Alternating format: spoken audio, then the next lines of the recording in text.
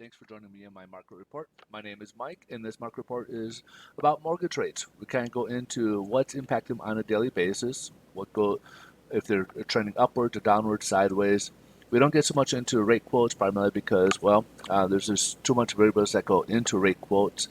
We get into more trends and what's going to impact them on any particular day, and what might be any catalyst for that week to watch out for. So this week, we'll start off with economic reports, and this week happens to be, jobs data. We're getting the jobs data for the month of June. So regardless, let's jump right into it. We'll start off. Today is the first day of those job data. We'll get the ADP. This is private payrolls. Tomorrow we'll get the initial jobless claims, and then Friday will be the big one, which is the catalyst for this week. And that will be the Bureau of Labor Statistics non-farm payrolls and also the unemployment rate. So back in May, we had initially 978,000 new jobs. However, that got revised lower by almost about 90,000, down to 886,000. Now, if you look, forecast for this month was 600,000, and it exceeded that by 692,000. So if you look at the loss of last month and the increase or the higher for this month, actually it was kind of more of a wash. That 90,000 almost has been kind of a wash. So therefore, Wall Street's not too impressed.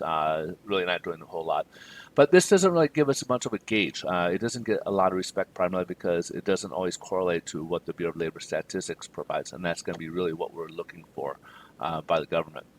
We also got Chicago PMI. This is kind of the business region, or kind of talk about business in the Chicago region.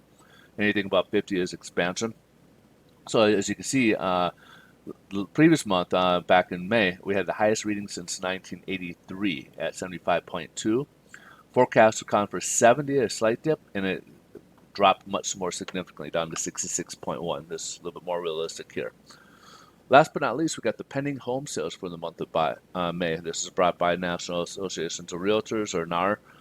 We had a drop of 4.4% back in April.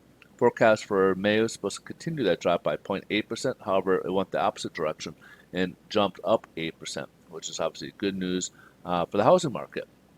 Something I kind of like to look at is every Wednesday we get the mortgage loan application activity report. And as we can see here, both purchase and refinance both dip. So for loan applications this last week, we did see a dip in those application sides of things.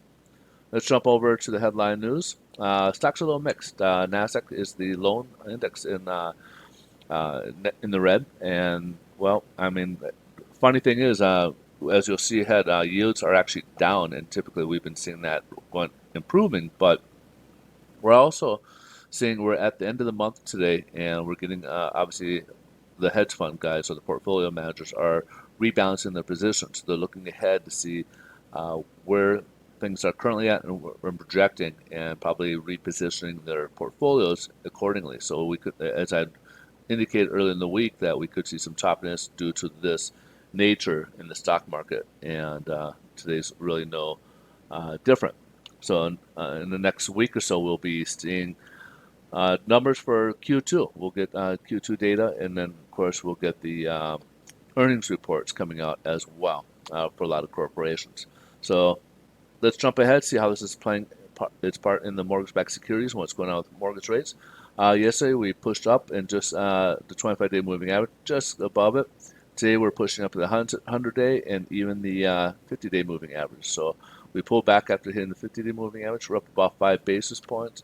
Not quite enough, but we're pretty close to seeing some improvement here. We kind of got that more improvement yesterday. But again, we're starting to get this, as you can see here at the pullback. That could indicate we could get a trend reversal, so be a little bit careful. We could see a pullback here as a result. As you can see, the wick is longer than this base is kind of like a hammer in a way, up inverted hammer, and we could see a rate reversal here. So reversal here. So be a little cautious in this area. I do think we could potentially see some improvement later in the week, but today, this week we could also see the opposite direction. Yields have dropped down, as I indicated before with Nasdaq. Those are growth stocks, and they do kind of correlate a lot with Nasdaq, primarily because they borrow a lot of money for growth, and if their costs are rising, they have less profit taking, and that's kind of what's the basis of the yields. And we see that dropping down to the next level here. And this has been a strong floor here. We've been pushing up against it and haven't been able to break it at the 144 range. And this is kind of where we're at right now. And we'll see if it can break it, but it's been pretty tough so far. And as every time we've kind of come down here, we've kind of gone upwards, as you see here. We've gone up here both times.